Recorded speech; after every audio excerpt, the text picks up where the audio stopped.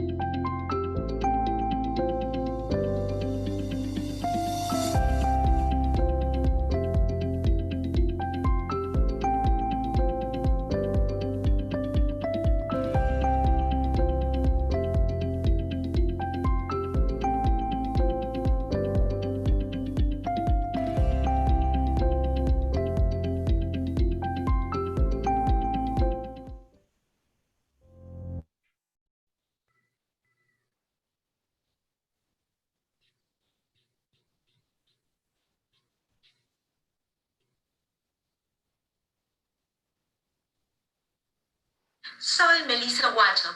Soy Rocío Díaz. Soy Úrsula Valdivieso. Soy Cristina Villegas. Soy Luis Munarriz Guerra. Soy Carol Zarco. Soy Patricia Carvajal. Y soy Ángela Bella.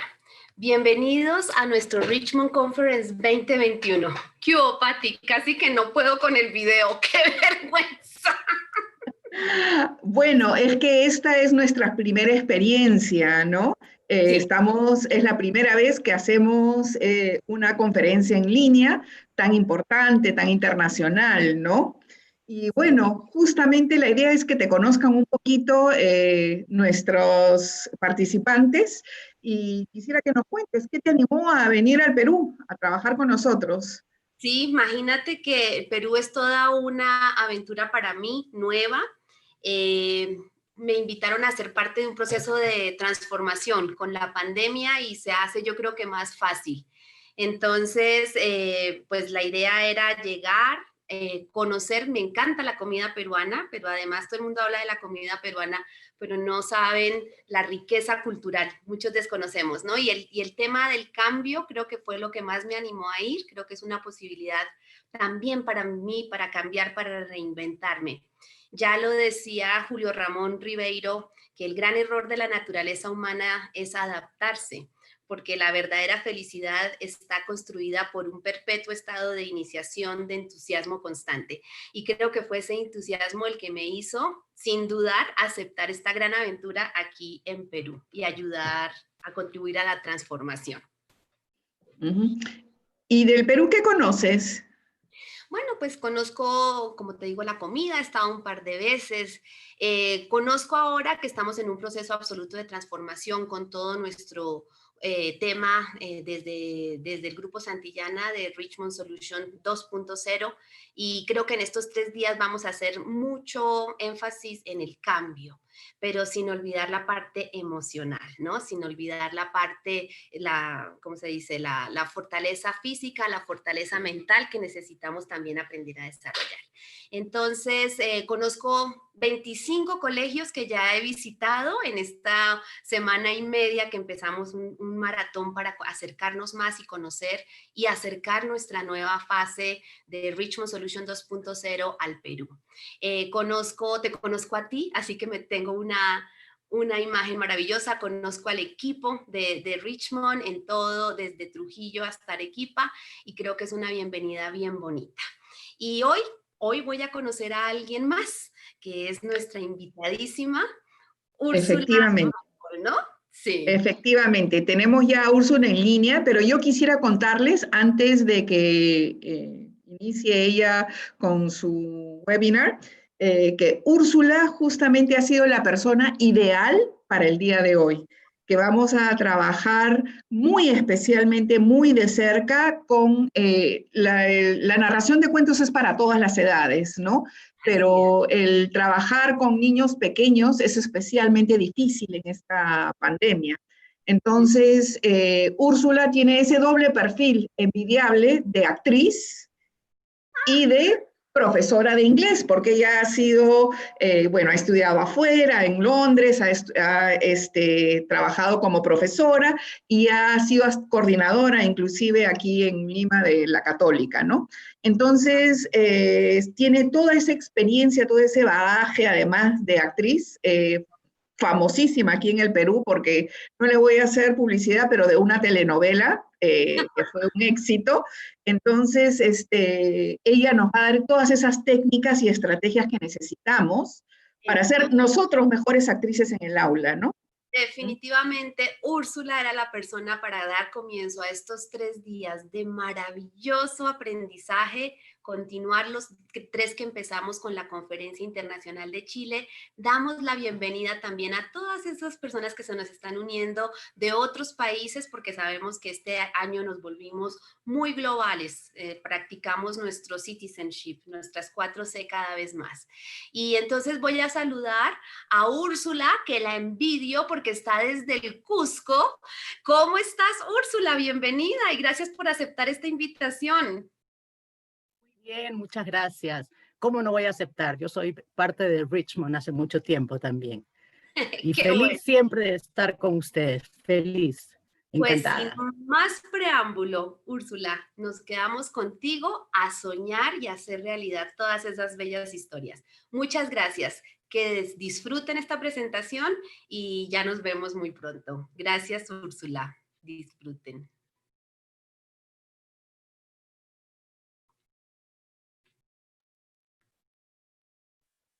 Okay.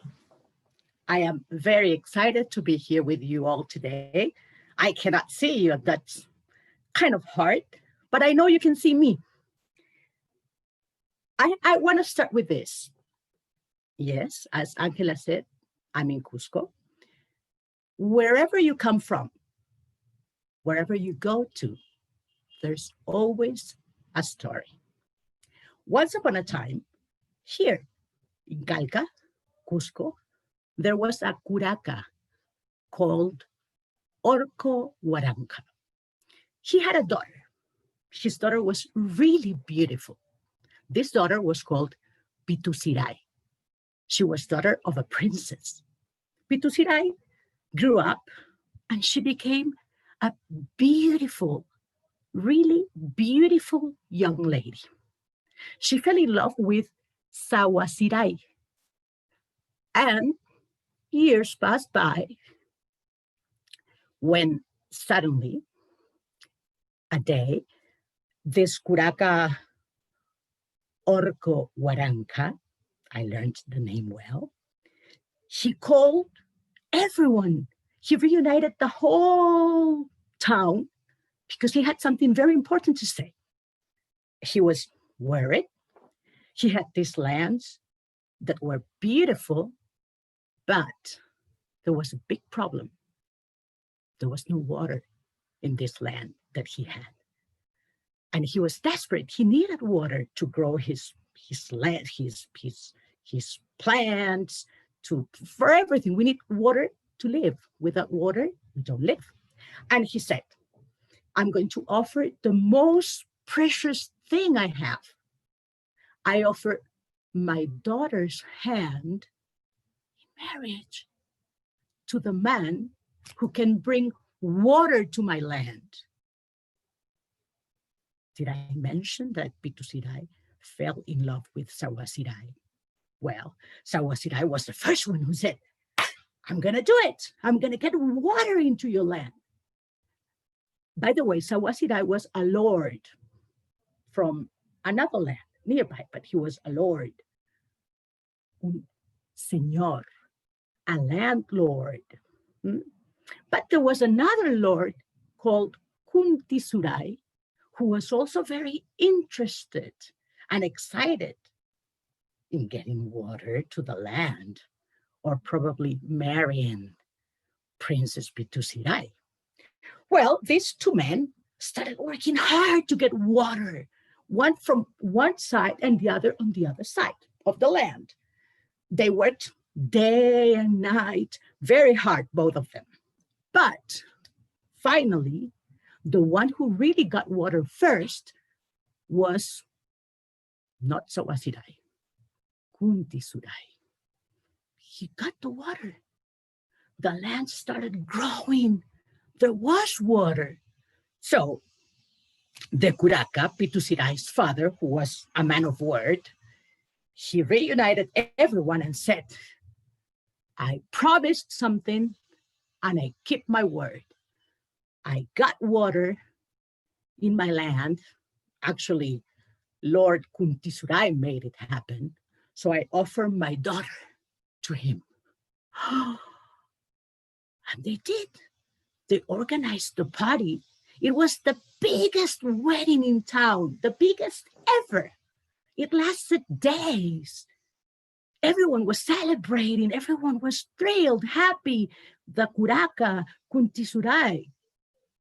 But, of course, Pitusiray was devastated. She was very sad. And one of those days that the wedding was still taking part, she said, no, I can't stand this anymore. I cannot live with a man I don't love. I'm going to run away. And she did. She looked for Sawasiray and said, we have to run away. We can go somewhere else, go out of this land and be together forever. So they did. They ran away. They went to the top of a mountain that you can see there and disappeared. But when the curaca and Kuntisuray realized that they had run away, they got very angry and started looking for them. Well, to make it short, Kuntisuray found them on top of the mountain. He was very angry. He was furious. And he said, so do you want to live together forever? And Pitusiray said, yes, please. I love this man and he loves me. Okay, say no more. You're going to live together forever. And with all that energy and anger that he had and his powers, he turned them into stones. Pitusiray and Sawasiray. If you see the picture, you can see there Pitusiray and Sawasiray. There are those two big stones there. But if you look well, just behind them, there's one more peak, and that's Kunti Surai. Stories are powerful. Just as an anecdote, some years ago when I came to Calca for the first time, they told me this story. Usually people that are original from the place tell you the stories very proudly. And they always tell you the story. Whenever you see, oh, actually they are called apus. Estos son los tres apus, three of them that are together. And they always tell this story in Calca. They are proud of it. And stories are so powerful that after some years, a couple of years, I am building my house facing the apus. I have Pitusiray and Sawasiray in front of me. And since I can decide, I just ignore Kuntisuray behind them. It's a love story. This story was for you. Stories are for everyone. And our topic today, that was a story, that was the picture you have there. And if you want to know more about it, you can find it. The apus are something people here in Cusco are very proud of. Our topic today is, and we can go to the first slide. Can we have it there? It's storytelling for children. Storytelling is for everyone. I'm gonna try to first have you understand how powerful stories can be, right? Because sometimes we teachers think that stories can be a lot of fun. Telling a story can be a good time filler. And just because of that, it can be good enough to do it in class. But stories are more powerful than that in terms of benefits. In this case, for children. Can we have the next slide, please? Yes. Benefits of storytelling with children. Yeah, as I said before, it's a lot of fun, but it's not only that. And I want to take some time here, and this is, in a way, theory, but it's important because I want you to know that when you're telling a story, you are not only having fun in class, but you're giving them a very, very powerful tool. Some of the benefits of storytelling with children are, the first one, do we have it there already? Yes. Let me get it in my, oh, here, yes. Right. Only 1 second, we are first. I have to, yeah, it instills virtues in your child. Yeah, most of them. Most of the stories that we tell our children are, they have a moral, they teach a virtue. But what is very interesting here is that children love hearing stories. Everybody loves hearing stories. And they want to know more about their character. If you have children around, and if you have had kids, or if you have kids, and if you have students, you know that our kids love repetition. When they like a movie, have you seen that? They can watch the movie once and again and again. Well, they love it. So they look up to the main character, for example. They even try to emulate them. So with stories, when we teach a virtue, for example, it's important for our kids because they would like to be like that. They would like to do that good thing that the main character is doing. And so if we have a story with a meaningful message, it can be very powerful for them. Now, you can inculcate qualities like wisdom, generosity, honesty, everything, and we'll see that. And the good thing, or I will try to explain this, is that when we try to explain what a virtue is, or if we try to inculcate a virtue in our kids with words is difficult. Our kids are more abstract in their thinking, right? They don't think as we adults do. So if you show the virtue in a story, for example, then they're gonna understand it. And then later on, we always have activities that come after the telling of a story, for example, and then we can talk about that virtue, and then we can understand why the character was generous, why was it good for him to be, what did he get from being generous? How are you generous in your day-on-day, kids, etc. So, well, obviously, it still instills virtue in your child. Number two, makes them aware of their own culture and roots, like this story, for example. When kids are told the story of their ancestors, where they come from, or, for example, the apple that they have in front of them, and they know the story, it makes them aware of what they have. Now, even in the family, if we tell our kids stories, like, for example, of a tradition that we have in our family, that will be in the house, in the family. The same in school. We tell them stories. We can tell them a story of how this school was created. And of course, when we tell story, we can like season the story, right? And make it more attractive if we need it to be so. It enhances verbal proficiency.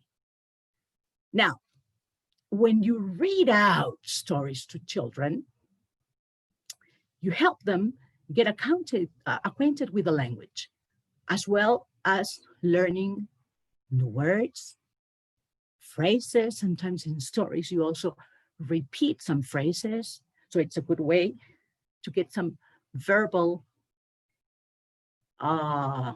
input. They learn phrases. It's a great way to teach your child, your children, your kids, your students, new words, pronunciation, just by reading out stories, right? We are in, yes. It improves listening skills. This is very important. And not only with kids, because listening is a very good habit. In general, sometimes what we people lack of is to be a good listener. I always say we have 2 ears and 1 mouth, and we want to speak more, and we don't hear that much. Sometimes listening is very important as a habit. Now, children's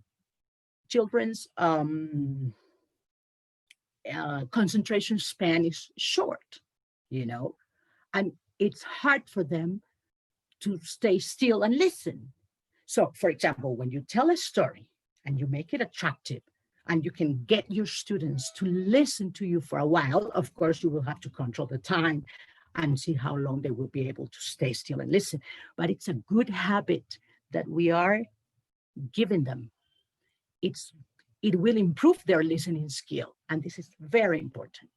Then we will talk about interacting or not, because one of the main benefits of storytelling is that we're going to improve their listening skill. So yes, interactivity is good, but you will have to see how. It's good at the beginning when you introduce storytelling that children get used to this. They stay still, listen to you, get thrilled. Their imagination starts working. That's why we have number 5, which is encourages creativity and imagination power. Now, of course, when we tell a story, we can use props. We should. Now, when we talk about online, which is something that we're dealing with nowadays, also you can use visual aid, at least a picture or something. Now, you can use a lot of visuals, or you can use just a book. And usually that way of telling a story, which is the traditional one, using a book, you have the pictures, you tell the story. Of course, changing voices, using dramatic pauses. Enough. You have the book with the picture. You have your voice. You tell the story. You create the environment, and it works. And if you don't show too much, you just tell the story, it's even better because it encourages the creativity. Students can imagine whatever they want when you're telling the story. For example, when I told you the story of Pitu Sirai, Sawasirai, you can imagine probably how Pitu Sirai would look. How would Sawasirai be? What about the Kuraka? I didn't show you a picture of them. And you could probably imagine how they looked. Well, it is a great tool for sharpening memory. Now, how? You tell a story. Now, stories, and this is something that I like very much, is that stories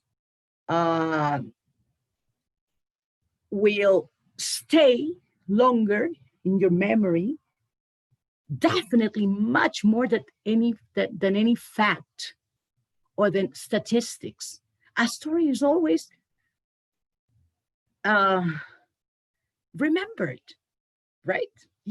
Someone tells you a story, and you usually, if you really get your audience, and you as an audience, you get appealed by the story, you will remember it forever.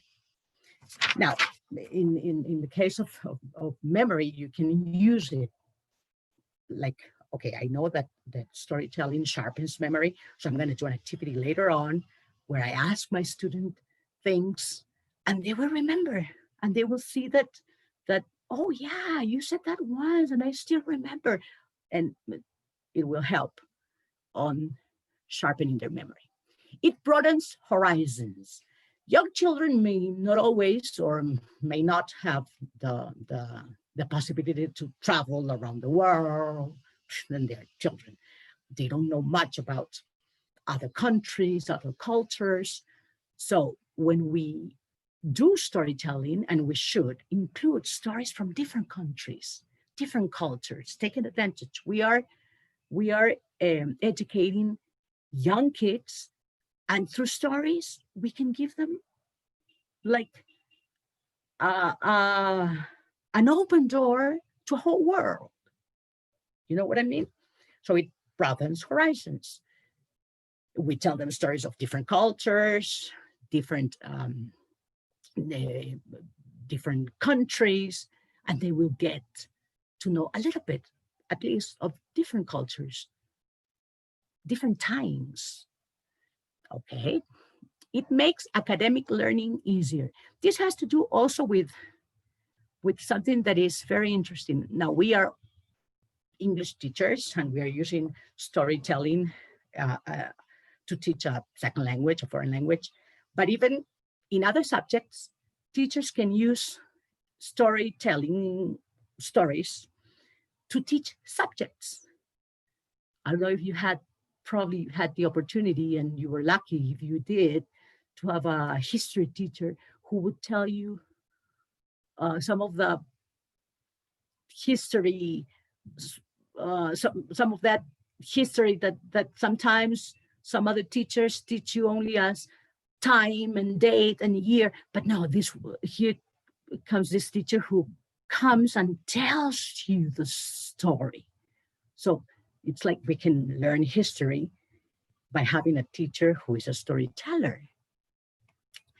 And it makes academic learning easier because students can understand things better if we tell it as a story. Know what I mean?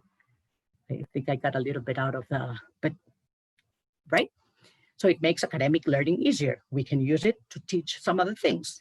Even in English, if we're talking about teaching a language, we can use storytelling not only to have a story to be told, but because in this story, we have the past.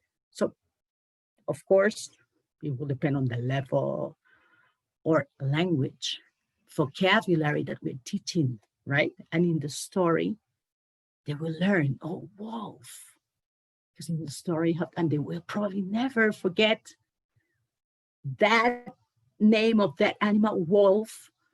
And sometimes, why does this kid know wolf? And it has happened to me, and not cat, which is easier. Cat is it's something that we have around and it's a pet, but he remembers always the word wolf. Why? Because he probably heard the story where there was a wolf and he was impressed by the wolf. So wolf is a word that will stay there forever. Well, better communication for our kids. Sometimes children are, well, hesitant to ask a question. It depends, right? There are many kids are like very open and they add and they shut the questions and that. But sometimes when it really comes to asking a question about something they don't know, and this happens not in everyday activities, in real life, in their houses, because children are very curious and asking all the time. But sometimes in class, because of the others, they are hesitant to ask a question, but their mind is full of curiosity. So with storytelling, what we should try to do also is to help children in learning the art of asking a question, right? By maybe with the activity that we have after the story. Yeah, I have some questions that I will get distracted by that we will answer those questions later, definitely. I know that we're having some questions there. Well, and it makes them more confident. Yes. The idea is that with storytelling, they will feel more confident because they feel thrilled to participate. They ask, and we will see how. The idea is that storytelling is not an activity while you're telling the story or narrating that will be interrupted. That's why I said it improves listening skill. So if your story is very interesting, students will be there. But then afterwards, they're going to have a lot of questions and they will be eager to ask and share. And well, it helps to face difficult situations with ease. I love this one. Usually and always in a story, and not only story for kids, but on a play, in a soap opera, in a story, there's always a plot, there's always a conflict, and there's always a solution to the conflict, to the problem. So stories for kids, and they all have it. There's always a problem in the story, and there's always a way that the character solves that problem. And then this is something that we can talk afterwards, right? And they see that their characters also face difficult situations. So, it is normal to face difficult situations. In my house, when I see that my mom is having this problem, that's normal. It's just we need to learn to face these situations. So they feel that's the idea of it in the problem thing, the problem solving, that they feel they all have it and that they can get tools. By doing this, I can solve this thing. I can face the difficult situations this way. So I think that with storytelling, we can also help our students face difficult situations. Understand that problems are something that we all have, and so forth. So those are the benefits.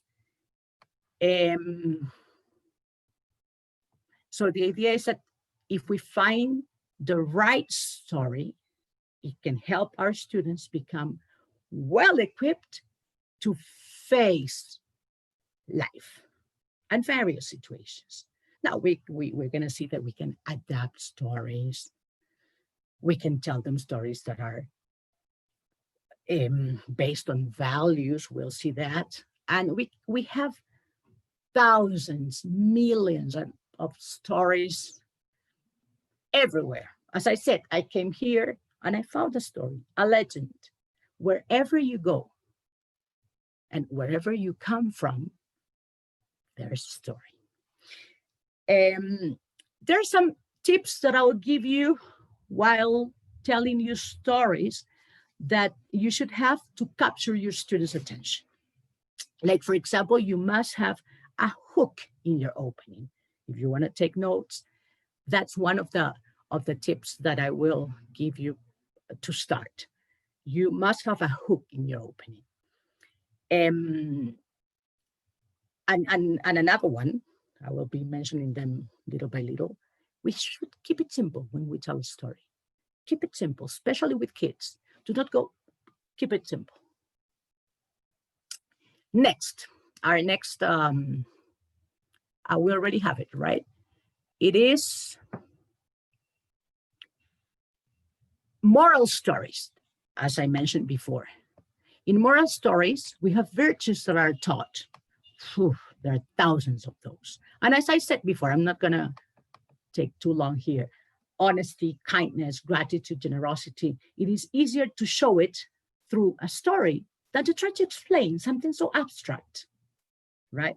Sometimes kids, and sometimes you think they understand. You're talking to them about honesty, for example, with them. And I said, yeah, it's honest.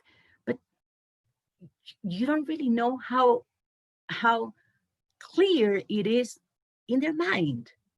So through a story where the character is honest, and we'll see examples of that, they will understand, they will really understand it. And then after that, you will probably have the chance to have a conversation about it when you really know that through the story, it was very clear what honest would be, what honesty would be. Can we go to the next one, please? Are we? Yeah. I just wanted to show, yes, I wanted to show, this is just, since you have material, this one. You have material that is offhand, you're working with Richmond, you have the book, you have the digital books, you have, I am not that familiar with the material, but for example, in Diana and Me, you have those posters, value posters they are called, if I'm not wrong. And you have something as simple as, I can stay safe. And you have pictures there. If you have, that's material that you use, that you have. I just wanted to show this as an example of, yeah, with things that you have, you can do storytelling. And for example, there you have, I can stay safe. And you have pictures there. And you can take one of the pictures and give the kid a name, create a whole story, show the poster, tell the story to them, and then the other one, and then they can make up their own story. Now, there are two parts here that I wanted to mention from the beginning. We're talking about storytelling, and this is probably a little teacher-centered, which is something we are for years we've been so worried about. We shouldn't be teacher-centered. But in storytelling, for example, the storyteller, the narrator, is the one who is active, let's say, and students are passive, but it's not wrong. Students are listening. Students are getting input, all right? It's a good listening activity for them, for example. Well, but I just wanted to show you that you can use those value posters that you have to tell a story. Then they can contribute with your story, and then they can give an example of what being safe means and how we can stay safe. Now in this COVID time also, they can bring examples of those. And through I don't know what you're using exactly, but some of you are using Google Classroom, Zoom for classes. You can share this material because that's digital. I had two examples. The next is the same. After I can stay safe, we have I can now, right? Next slide. Teachers are actors, definitely, someone saying there. Yes. Now I can. You take one, like the little girl in the middle, for example, and you start saying, look at that girl in the middle. Her name is Betty. She is 6 years old and she doesn't know how to tie her shoelaces. But the thing is that she doesn't feel very happy about it because everyone else in the classroom knows how to do it.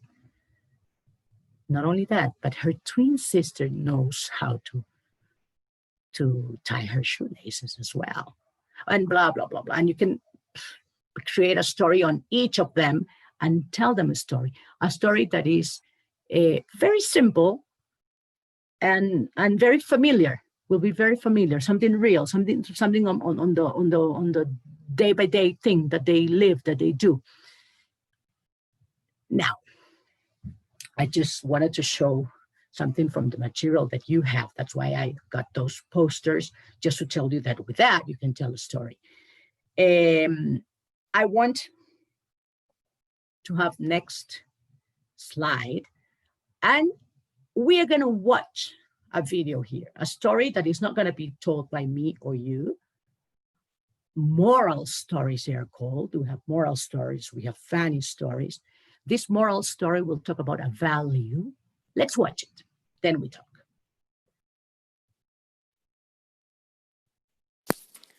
Should I Share My Ice Cream? By Mo Willems.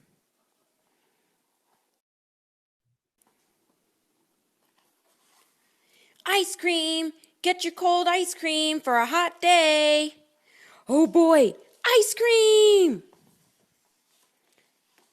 One ice cream, please. Here you go. Oh boy, I love ice cream. Wait, Piggy loves ice cream too. Piggy is my best friend. Should I share my ice cream with her?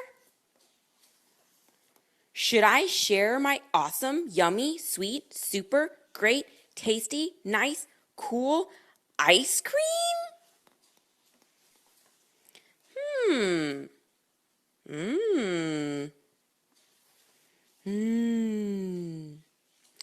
Maybe Piggy does not like this flavor. Sharing a flavor Piggy does not like would be wrong. I will eat the ice cream. Wait, Piggy will like this flavor. It is very yummy. Oh no, it's melting. I will share my ice cream. It will not be easy. Oh no, it's melting. What's going to happen? Hey, Piggy is not here. She does not know I have ice cream. I will eat the ice cream! Where is Piggy? What if she is sad somewhere?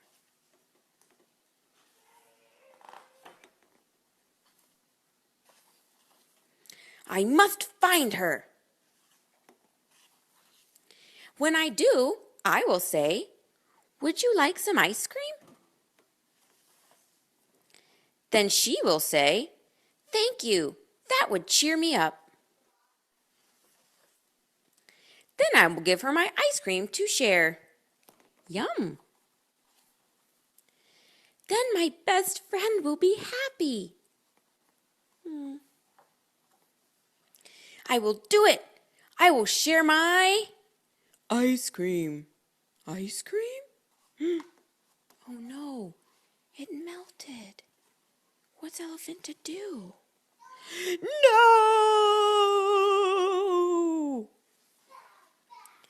Now Piggy cannot have any of my ice cream. Now I cannot have any of my ice cream. Oh no. I blew it. Poor Elephant. Look, there's Piggy. You look sad. Would you like some of my ice cream? Thank you. That would cheer me up. Yum. Aww. Good friends. That was not my plan. Oh well, this works too. The end. Okay. Well, on this particular story, the value is generosity, sharing. Well, why did I show you this video as well? Because first of all, I want you to see that just by having the book, which is, as I said, the traditional way, you have the book with the picture and you just read it out loud. Of course, reading as telling a story. Second thing, why did I show the video?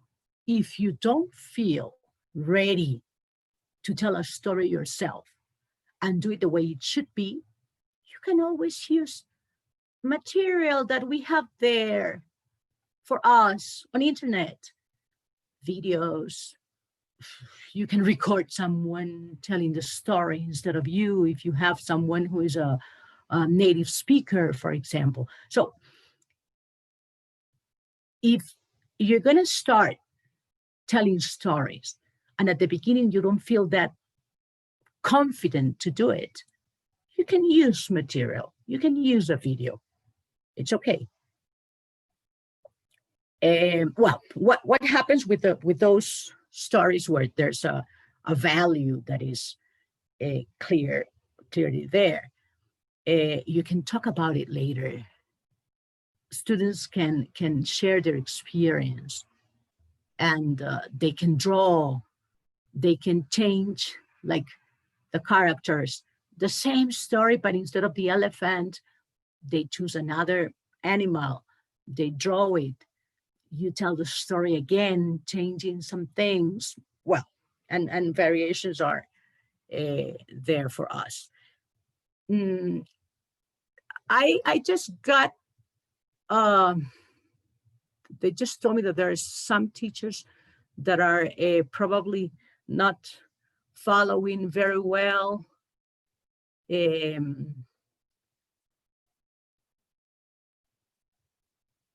Like the theory or things in English, because they are probably assuming the class and they are not English teachers. I just wanted to go back to, if you can, Aldo, please, the third slide, and I'm going to mention those very fast in Spanish. Benefits. The benefits, yes, those. Very fast. Ya. Mencioné al inicio, cuando empezamos, que es muy importante entender que storytelling no es solamente importante y bueno para enseñar porque es divertido y porque puede ser un buen... una buena actividad para llenar tiempo, por ejemplo, ¿no? Muchas veces, lamentablemente, lo usamos así, sino que tiene mucho más beneficios. Y quería empezar esta charla con los beneficios, más allá de having fun, para que entiendan que storytelling should be included, puede estar incluido en nuestro día a día. ¿Por qué? Y ahí están los beneficios. Se los voy a decir en castellano rápidamente, que es una buena manera de enseñar virtudes a los alumnos, a los niños, ¿no? De manera que ellos pueden entender de qué se trata una virtud, no solamente porque se les explican, sino mediante una historia. Ayuda a que los chicos tomen más conciencia de su cultura, de sus raíces. Le contamos historias ancestrales, leyendas, y es bueno que los niños tengan este arraigo. Mejora y ayuda en la parte verbal. Por ejemplo, es una buena manera de enseñarles pronunciación, de enseñarles palabras nuevas, frases.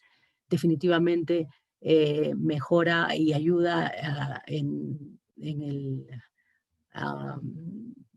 listening skill. Se me fue Desarrollar skill. la habilidad auditiva. Habilidad auditiva, se me fue skill. It's like mixing. I'm not used to speaking English and Spanish like all together. La habilidad auditiva, definitivamente es muy importante que los niños desarrollen la habilidad de escucha, ¿no? Y mencionaba incluso que para los adultos es un gran problema. Hay mucha gente y la mayoría de gente sabe hablar, pero no sabe escuchar. Entonces es una buena manera de desarrollar la habilidad de la escucha. Definitivamente mejora y ayuda en la creatividad, en la imaginación, porque mientras uno cuenta un cuento, los niños tienen miles de imágenes en su cabeza y lo desarrollan. Recordemos que los niños están en crecimiento y todo lo que le demos es como la esponjita, ¿no?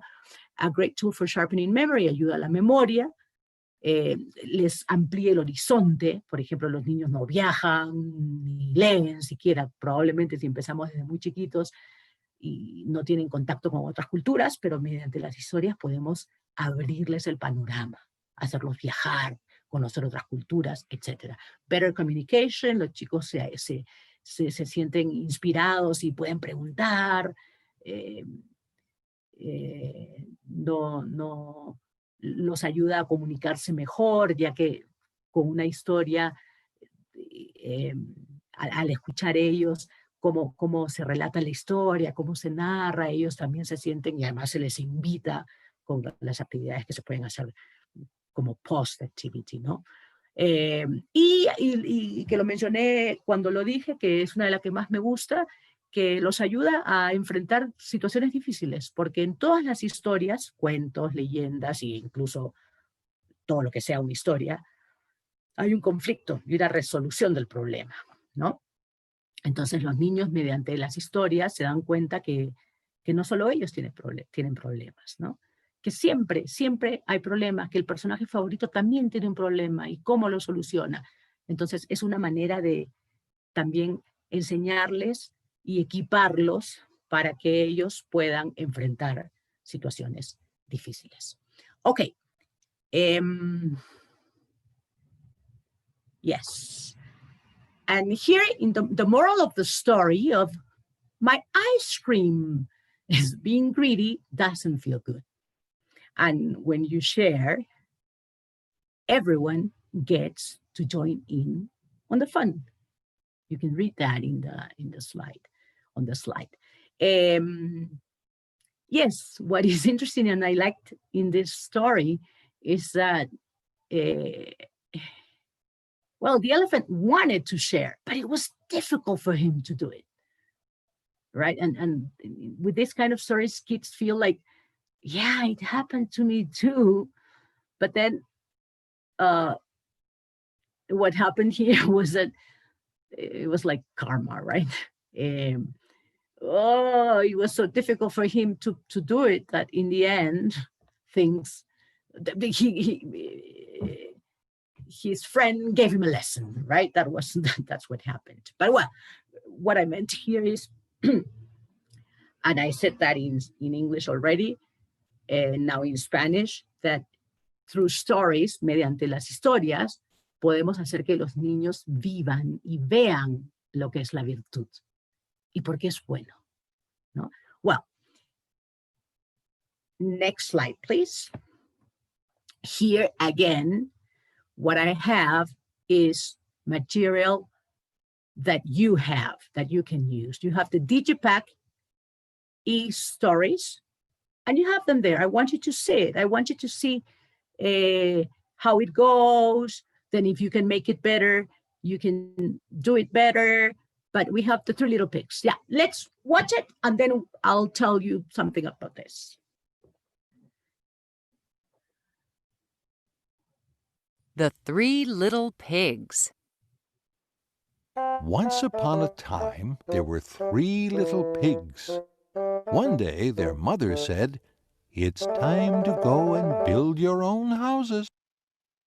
The first little pig built his house out of straw.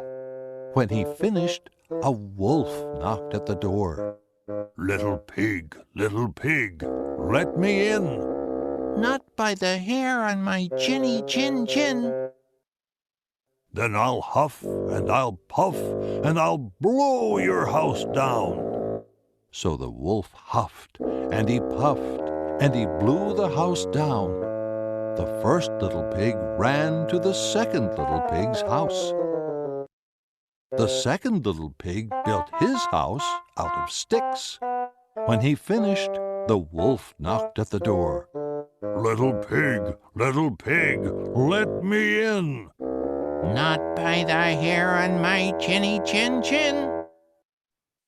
Then I'll huff and I'll puff and I'll blow your house down. So the wolf huffed and he puffed and he blew the house down. The two little pigs ran to the third little pig's house. The third little pig built his house out of bricks. When he finished, the wolf knocked at the door. Little pig, let me in. Not by the hair on my chinny chin chin. Then I'll huff and I'll puff and I'll blow your house down. The wolf huffed and he puffed, but he couldn't blow down the house, so he climbed up on the roof. I'll go down the chimney, he said. But the third little pig had a pot of boiling water on the fire. Ouch! The wolf landed right in the pot of hot water. The wolf jumped out of the pot and ran away. The three little pigs lived happily ever after.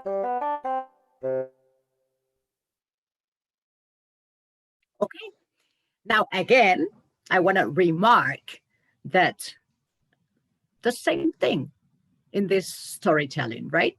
It's like having the book, reading it out loud. You have the picture, but what is going to keep them attentive, your students?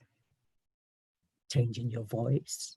And those are the other tips that I wanted to mention. I mentioned make a good hook in your opening. Algo que los atrape al inicio. Keep it simple. Manténlo simple.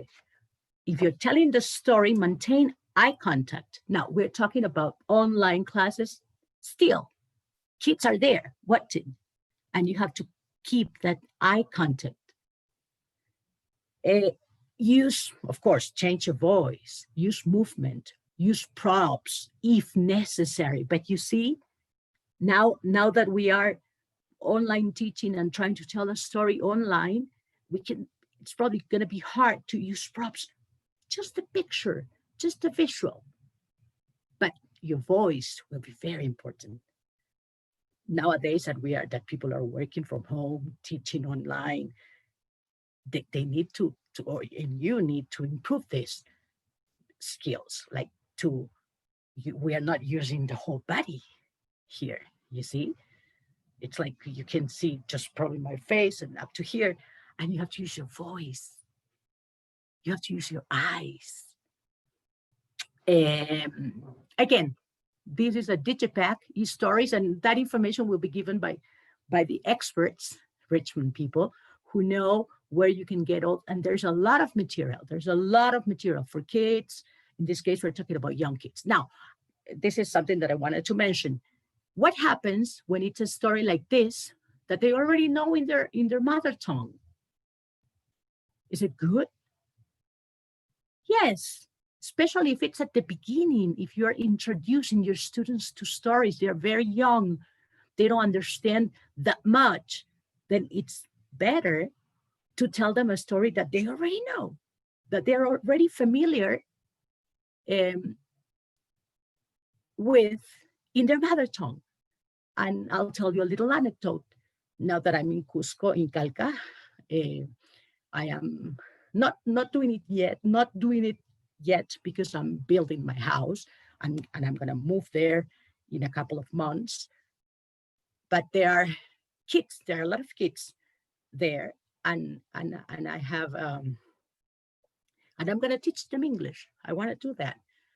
And one of the stories, for example, that I'm going to tell them first in English is going to be this story that they all know in their mother tongue, which is Quechua. They all speak Quechua. They know the story in Spanish. And then,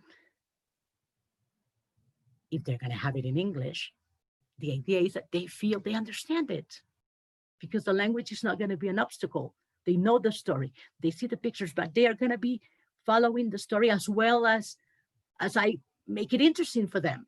And they will have this feeling of achievement, even though they are not really understanding the language because they don't know the language yet. Got it? Okay. Now, I want to go through, let's go to the next slide, please. And we have some funny stories. We have stories where animals are involved, like, right, with little kids. This works a lot. I'm going to tell you this story. We just have that picture. Once upon a time, there was a hare and a tortoise. They lived in a huge jungle with other animals like tigers, elephants, deer, and crocodiles. The hare was very fast on his feet. He took part in many races and always came first, no matter who the opponent was. Over time, his constant victory turned him into a very proud hare. He began to put in lesser effort in the races he took part in because he was winning them all the time. Anyway, now, in the same forest was a wise tortoise. Unlike the hare, it's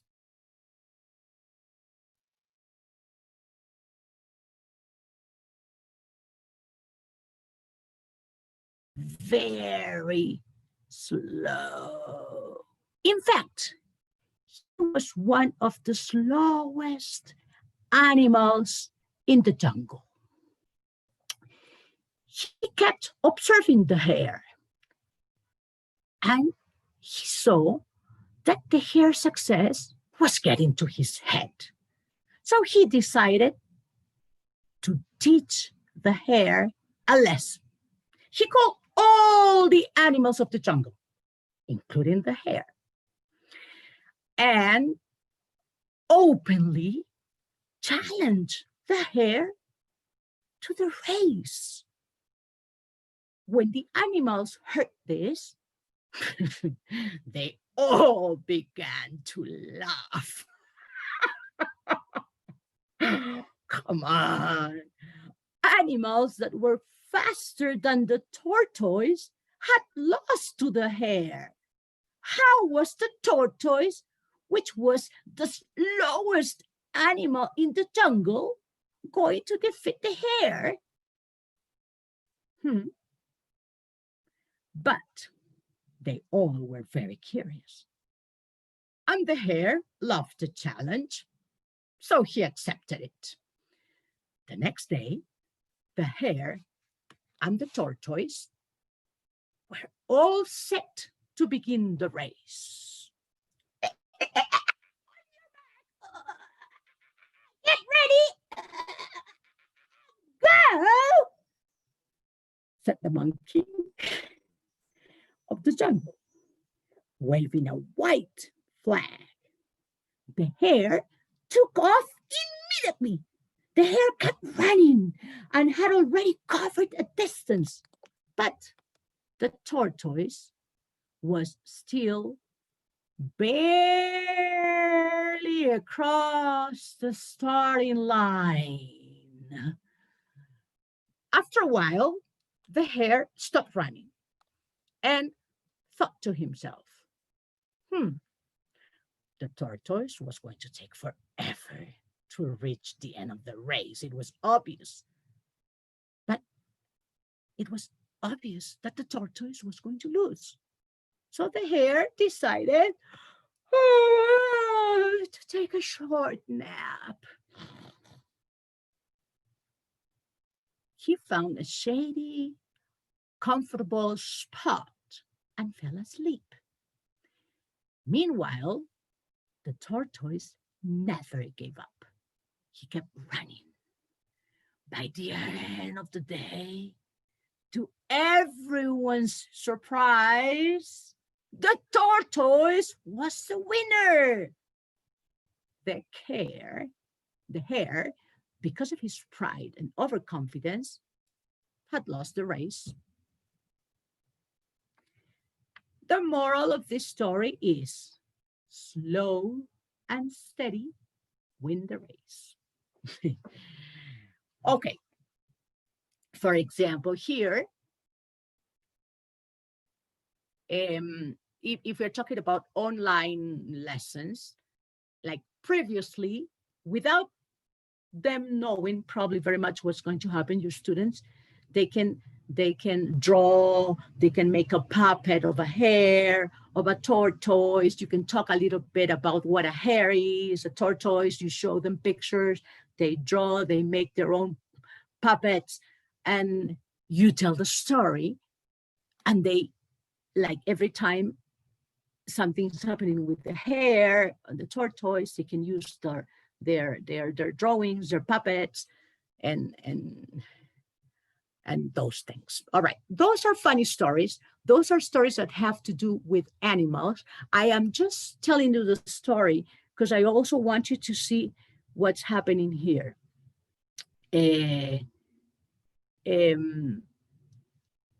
For example, we talked about using props. We can talk about using music. Now that's in another circumstance when we are in class and things are face to face, right? But we can still do it. We can still tell stories using our voice, using our expression, using a picture.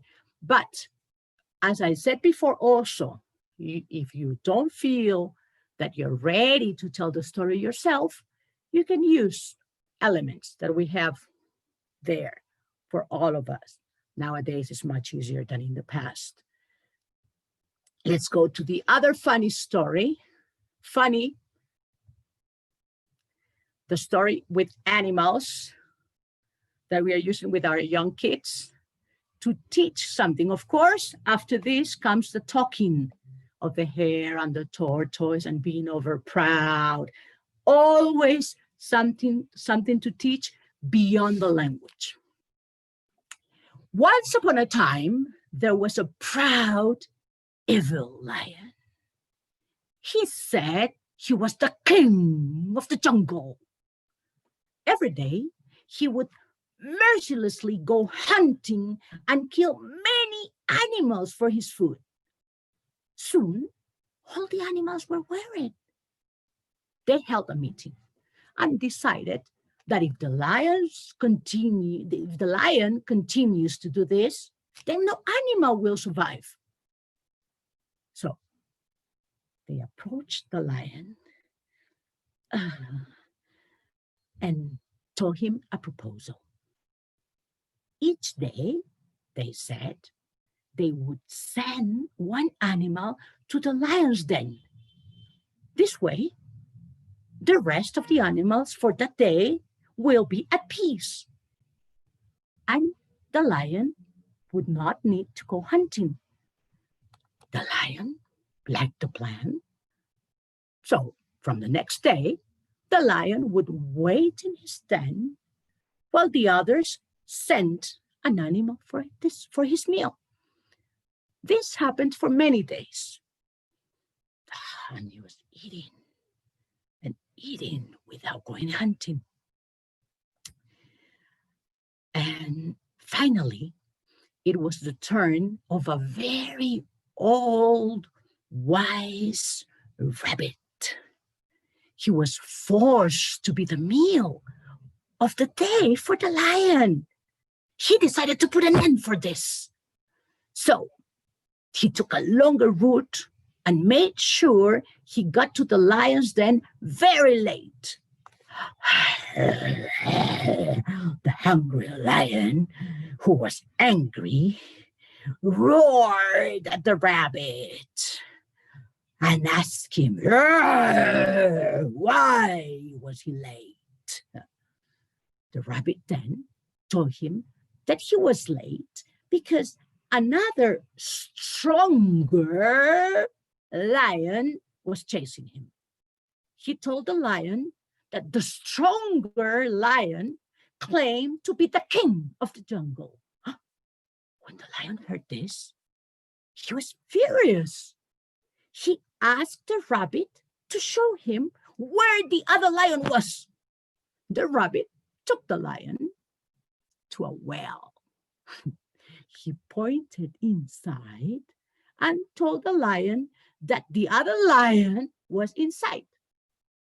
When the lion looked in, he saw his own reflection, but he thought it was another lion. He roared in anger, and the reflection did the same. Brimming with anger, the lion jumped into the well to fight with the other lion, but ended up falling to his death because of his stupidity. What's the moral of this story? Sometimes intelligence is more important than physical strength.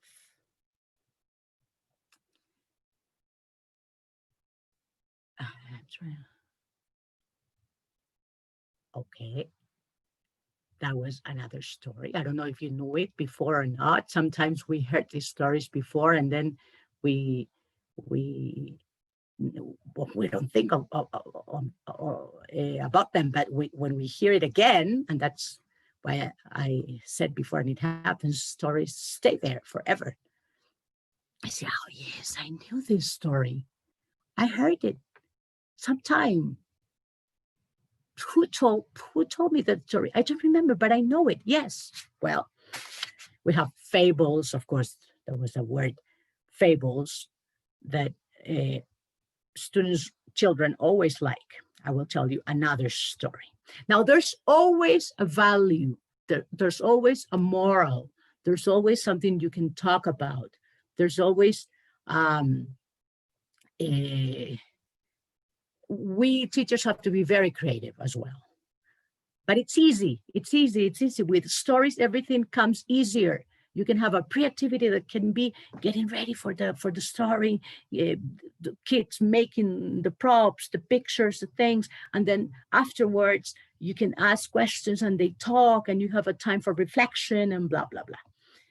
Next, the thirsty crowd. Once there was a crowd. It was a hot, very hot day. And the crowd was extremely thirsty.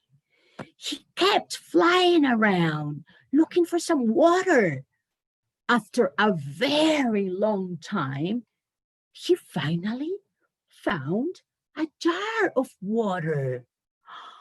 With great happiness, he flew to the jar to drink the water.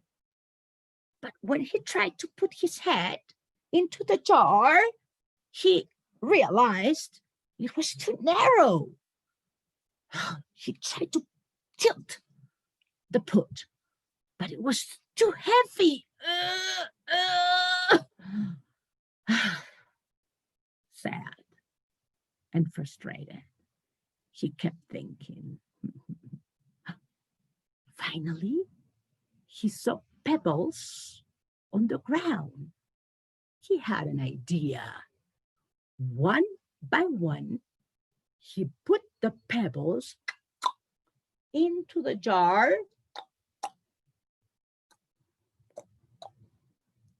and the water level slowly rose, and the crowd could drink the water.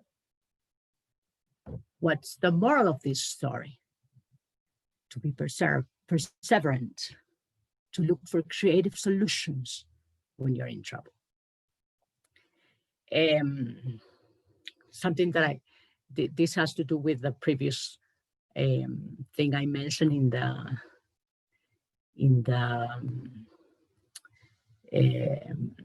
the beginning. Sometimes I was thinking about time.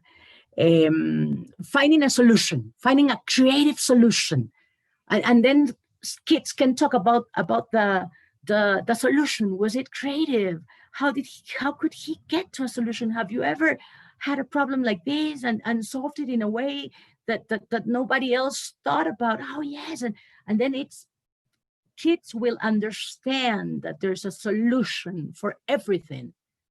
It's just a matter to be creative. Then, as I said before, stories that kids already know, fairy tales, stories that they know in their mother tongue will be good as for the beginning. Now, then the question is, if they already know the story, will they get interested? Yeah, the thing is that the key thing here is how you tell the story, how you get their attention. Well, here I have this. Next slide, please. We have a fairy tale with this Goldilocks and the Three Bears. And I just wanted to give you another option. It's not telling the story, but it's like the summary of it. And I'm going to read it to you, what it says. For example, this story, and if you remember Goldilocks, is, why am I going to start with this also? It's important that you do this when you're telling a story, that you know why. Why are you going to tell this story? It's not any story, no, why? What do you want to teach? What's the objective? And then, is the story really going with what you want to do?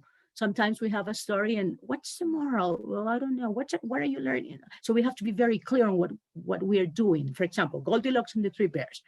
This story is sure to teach her children to be mindful and respectful. Maybe you never thought of it. Of others. Do you remember Goldilocks? Do you remember what she did? She was a little girl, very curious little girl. She was called Goldilocks. What did she do? She trespassed on the property of a family of three bears. Was that right? She trespassed the property of a family of three bears, as I said, who had gone out into the woods while their porridge cooled. Remember? She, Goldilocks, had been lost in the woods when she stumbled upon the cottage and noticed through the window that there were 3 bowls of porridge on the table, and that there was nobody home. She looked well. If she had been more respectful, she would have waited for the bears to come home and ask for permission, right, to get in. But no, instead, she let her curiosity get the better of her and let herself into the house. In fact, not only does Goldilocks trespass, but she also ate baby bear's porridge, broke his chair, slept in his bed. When they found her, she woke up and was so frightened by them that she jumped out of the window and ran away. Had Goldilocks been more respectful, the bears would have treated her with kindness, and she would have made new friends instead. She did not respect others' space, so that's what she got in the end.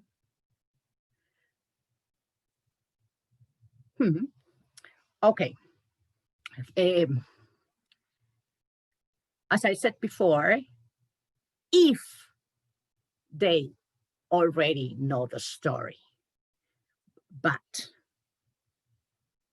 the level here again, the idea is that they know the story already, probably in Spanish and in English also, or only in Spanish, it doesn't matter.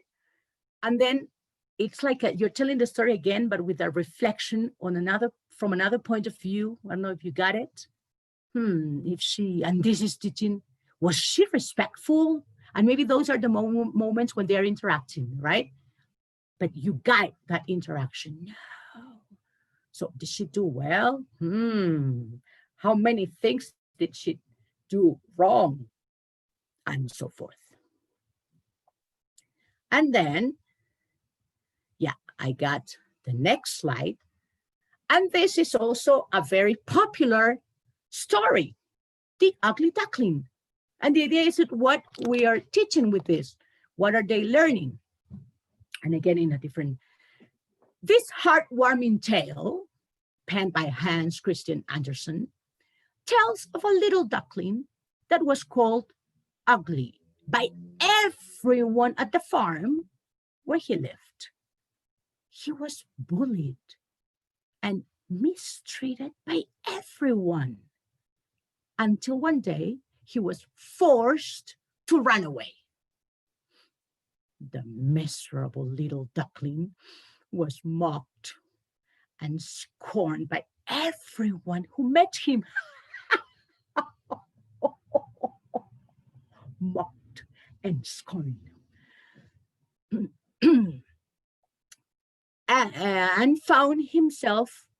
And he found himself wandering through the frozen winter, alone and barely managing to survive, when he flew to a lake to swim. And there he met 3 beautiful swans who greeted him cheerfully. Hello. He was confused by their friendly greeting, for all this time he had been chased away. When he looked down at his reflection in the water, he was surprised to see that he had grown into a beautiful swan. A little girl who was throwing breadcrumbs for the noble swans even said that he was the most beautiful of all of them. The ex-ugly duckling was so surprised and happy. This teaches us that we should never judge others by their appearance, because it is not appearance that matters. Not only can one develop beauty over time, beauty inside, outside, but true beauty is that which lies within. So if we endure and keep moving forward in life as the little duckling did, then we may one day find ourselves to be considered the most beautiful of all. And to finish, and I want you to get your own conclusions and to see, we can always have our own stories, even as teachers, because I'm going to take 2 minutes for this. When we're talking about storytelling, we're talking about the teacher telling the story. And our kids, that's Olympia. our kids listening. But when we say own stories for kids later on also, like very simple, a story could be just 2 lines and it's a story. But ourselves also, teachers, we can, if we don't know like what story to tell and we need to do something very simple, we can show pictures. And well, now, if we're talking about online, we can share pictures easily, right? On a video call, on a class, in a class. We can use pictures. You take pictures and you make up a story with your pictures. You can use memories that you have and you come up with a story. You can use anecdotes. It's a story. And you can make up other stories. You can use other stories. You can adapt the stories. You can change the ending of a story. You can mix the characters from different stories. So we can always be creative with this. Use the stories that we have there. Make up your own story. And and the same with you, when students feel confident to make up their own stories, they can do it. That's another step. Storytelling is when you, in this case, teachers, we tell the story to our students. Or, as I said before, if you don't feel confident to do it, use what we have there in internet, videos, blah, blah, blah. I already said that. So thank you very much. Yes, it is time, I think. And we have questions, please. And they are guiding that from there. You can use the caja de preguntas y respuestas, something like that, the box. Yeah. Sí, right, Úrsula. Tenemos, mira, what happens if we don't want to use traditional tales or stories? What do we take into consideration when creating that new story? Right. As I said that right now, there are many ways. One of them is, for example, using those stories that we all know, but mixing the characters. And there, when we're talking about probably a little older children that can create stories and their level of English is a little more than very young children, right? Mixing characters from those fairy tales. For example, they have Snow White and the wolf, and they mix the characters and they create a new story. Or you ask them to change if you're talking about kids doing it. But you can surprise your kids by telling them a story that they already know, but with changes. And you create expectation, for example. Okay. Tengo una en español y es mejor inventarse la historia y que sea más interactiva con los niños, o debe ser una historia que ya está creada. En realidad, nada es mejor que otra cosa, ¿no? Depende de cuál es el objetivo que tienes, ¿no? Si el profesor tiene el objetivo muy claro, por ejemplo, en esta clase yo quiero tocar el tema, por ejemplo, de un valor, de una virtud que en clase está fallando, ¿no? Por ejemplo, bullying.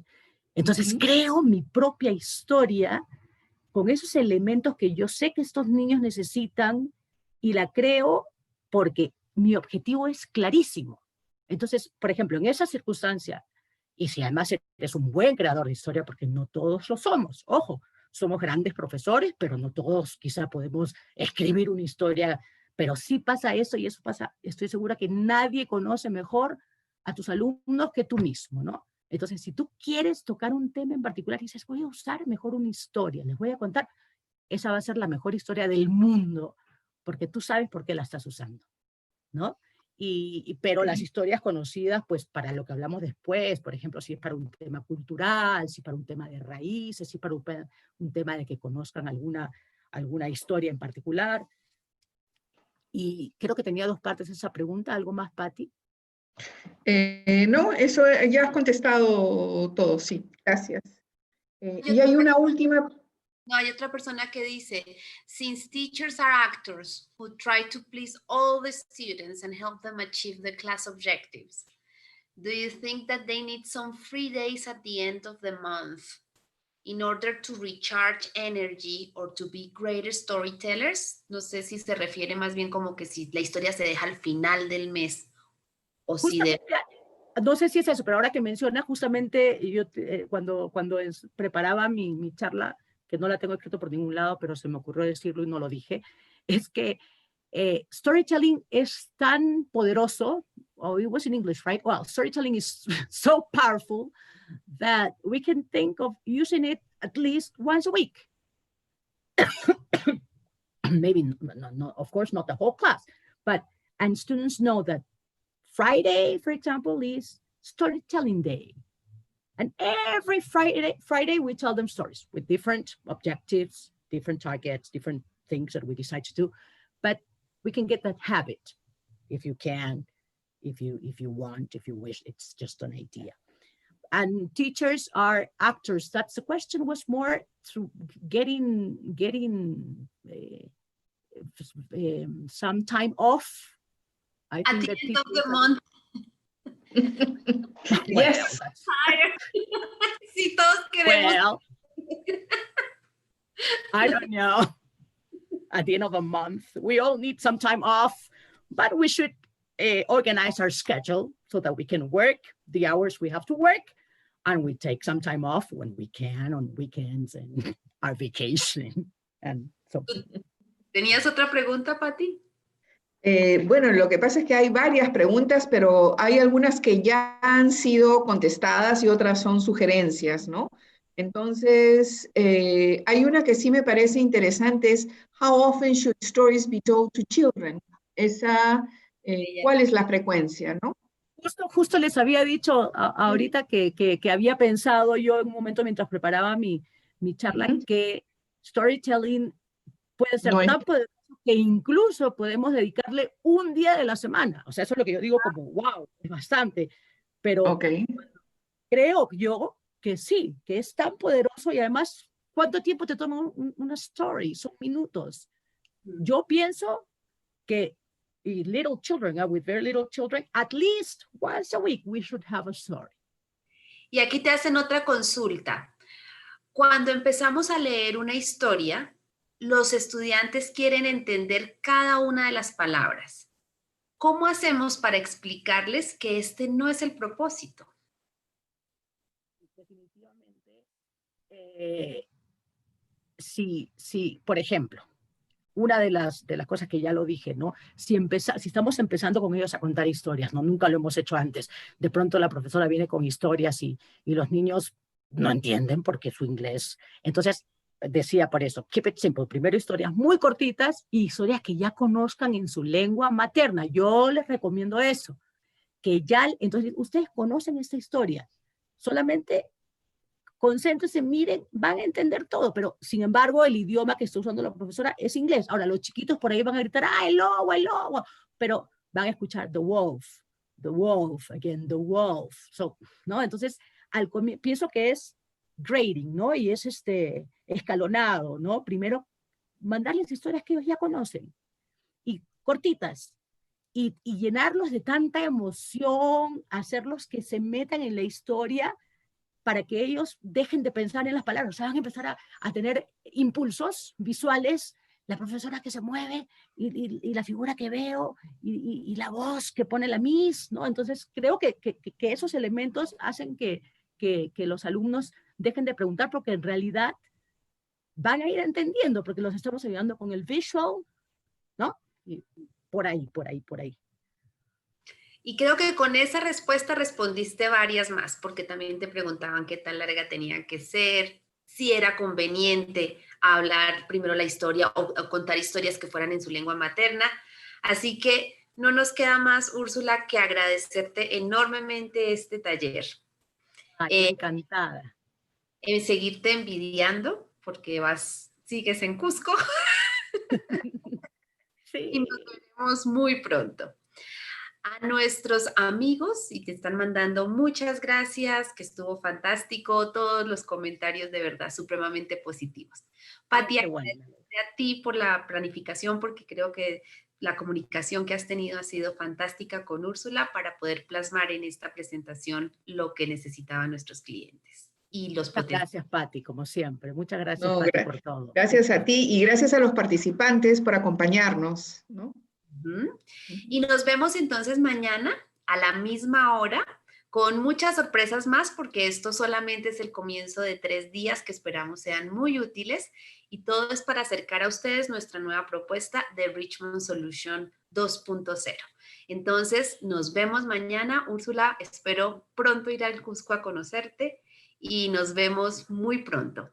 Hasta mañana. Thank you very much. So long. Goodbye. Bye. Nos vemos mañana.